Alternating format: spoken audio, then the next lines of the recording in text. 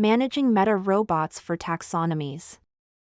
Thanks for joining us for Mastering Meta Robots, a step-by-step guide, brought to you by SEOPress. In this series, we'll show you how SEOPress simplifies Meta Robots management across your WordPress site, whether it's for individual posts, taxonomies, or your entire site. You're watching the SEOPress channel. Let's get started.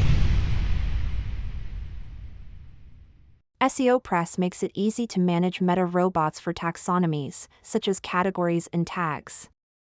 This helps prevent duplicate content issues that could harm your SEO. Just head to Taxonomies in SEOPress. You can choose Noindex if you want to hide these taxonomy archives from search engines, or Nofollow if you don't want them to follow the links. Always remember what's important to your SEO strategy is in your hands. Save your settings and keep moving forward.